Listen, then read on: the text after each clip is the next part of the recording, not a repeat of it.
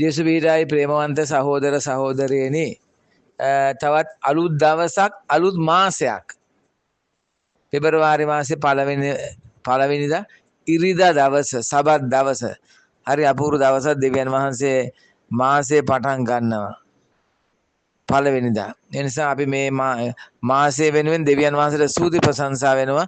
පසුගිය මාසෙ වෙන ඊ අපි ප්‍රශංසා කරා. අලුතෙන් හම්බෙන මාසෙ වෙනුත් අපි ස්තුති ප්‍රශංසා කරලා දෙවියන් වහන්සේට බාර දෙනවා. උන්වහන්සේගේ ආශිර්වාදයේ ආරක්ෂාව ශුද්ධාත්ම මඟ පෙන්වීම තුළ ගත කරන්න බරම් මිලලා අපි ආඥා කරනවා. අද ප්‍රේමවන්තයනේ පළවෙනි කියවීම ආරම්භ තියෙන ශෙපනියා දිවසිවරයාගේ පොතේ ඒකේ පද කීපයක් කියන්න. සමිඳාන වහන්සේගේ ආඥා පවත්වන දේශයේ සිට නිහතමානී ජනයනි සමිඳාන වහන්සේ සොයන්න. ධර්මිෂ්ඨකම සොයන්න. බහැපත්කම සොයන්න.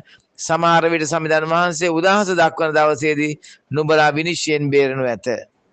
ප්‍රේමවන්තයා ලස්සන අපූර්ව දෙයක් තියෙන බලන්න. සමිඳාන වහන්සේ ආඥා පවත්වන දේශයේ සිටින නිහතමානී ජනයනි සමිඳාන වහන්සේ සොයන්න. ධර්මිෂ්ඨකම හොයන්න. බහැපත්කම සොයන්න. ප්‍රේමවන්තයනි මේ කියනවා හරි වැදගත්. ශුද්ධාත්ම ඵල වගේ තමයි මේවා. මේවත් එක්ක ඉන්නවනම් ප්‍රේමවන්තයනි විනිශ්චය දවසේදී විනිශ්චයෙන් බේරෙන්න පුළුවන් කියලා කියන්නේ. ඒ නිසා දෙවියන් වහන්සේගේ වචනේට අයිති කරගන්න ඒවා ඒ කියපු දේවල් ටික අපි ජීවත් කරන්න අපි උත්සාහ කරමු. ඒ වගේම තමයි දෙවන දේව ප්‍රකාශනයේ තියෙන කොරින්ති ලිපියේ බලන්න උන්වහන්සේ කියනවා ලෝක මිම්මානුව ප්‍රඥාවන්තයෙක් කිව හැකි බොහෝ දෙනෙක් ඔබ අතර නොවූ එලෙස බලවත් අයත් කුලවත් අය වැඩි දෙනෙක් නොවූ ඒත් ප්‍රඥාවන්තයන් ලැජ්ජාවට පමණ පිණිස ලෝක මිම්මානුව මෝඩයයි සම්මත දේ දෙවියන් වහන්සේ තෝරාගත්සේක එමෙන්ම බලවතුන් ලැජ්ජාවට පමණ පිණිස ලෝක මිම්මානුව දුබලයයි සම්මත දේ දෙවියන් වහන්සේ තෝරාගත්සේක ලෝකයා අගේ කොට සලකන දේ නැති කරන පිණිස දෙවියන් වහන්සේ ලෝකයා පහත් කොට සලකන හෙලා දකින එමෙන්න වැදගම්බක් නැතයි සලකන දේ තෝරාගස්සේක. ප්‍රේමවන්තයනි හරි අපූර්ව අත්දැකීමක් කියන්නේ. ඇත්තම දේ තමයි වුනේ.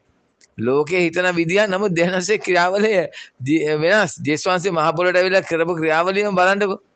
වහන්සේ තෝරා ගැනීම මොන වගේද කියන්නේ. නිසා ප්‍රේමවන්තයනි මිනිස්සයා හිතන විදියට නෙමෙයි දෙවියන් වහන්සේ හිතන්නේ. එනිසා අපි හැම දෙයකම පරිස්සම් වෙන්නට ඕන වේවන්තයනි. පරිස්සම් වෙන්නට ඕන. ඒ වගේ තමයි සුදු සුවිශේෂය තුළ කන්ද උඩ දේශනාව තියෙන හරි අපූර්වයි.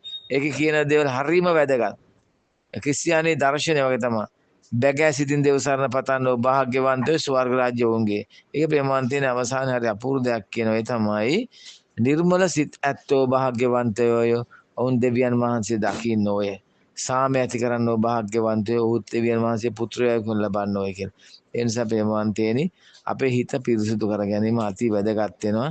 ජේසුස් වහන්සේව දෙවියන් වහන්සේව දකින්නට. ඒ වගේම යුක්තිය උදෙසා පීඩා විඳින භාග්‍යවන්තයි කියලා කියන මන්ද ස්වර්ග රාජ්‍යයේ ඔවුන්ගේ කියලා කරනවා. ඒ නිසා මහ පොළොවේ ජීවත් වෙද්දී අපි නිന്ദා අපහාස විඳිනවා නම් නේද? ජේසුස් වහන්සේ කර්ණ කොටගෙන නිന്ദා අපහාස විඳිනවා නම් ජේසුස් වහන්සේ කියනවා ප්‍රීති ප්‍රමෝද වන මන්ද ස්වර්ග ඔබේ ඵල විපාක ඉමහත් ඔබට පෙර දිවසිවරන්ටත් ඔව් එසේම පීඩා කළා කියලා. එනිසා ප්‍රේමවන්තයනි දෙවියන් වහන්සේට ස්තුති ප්‍රශංසා කරනවා. අපි ගෞරව වන්දනා නමස්කාර කරනවා. උන්වහන්සේගේ මේ ජීවමාන වචනයට දේව වචනයට මේ වචනේ හරියට අල්ලගත්තොත් ප්‍රේමවන්තයනි මේ ක්‍රිස්තියානි ජීවිතයේ පුදුමාකාර බලගත වෙනවා. දේව වචනේ තුලින්. එනිසා එක කනකින් අහලා එක කනින් පිට කන් නෙවෙයි තියෙන්නේ. අද දවස පුරාවට ඒ කියවීම වල පුතුමා සහගත විදියට අපේ ජීවිතවලට කතා කරනවා. ඒ නිසා මේ දේවල් බහැපත්ව නිහතමානීව සවන් දීලා අයිති කරගෙන ජීවත් කරන්නයි තියෙන්නේ. ඒ සඳහා අවශ්‍ය ශුද්ධාත්ම වරප්‍රසාද දීලා අද මේ සුදු සබත් දවසේ දෙවියන් වහන්සේට කන්න ලව් කරමු. දේශ වේටයි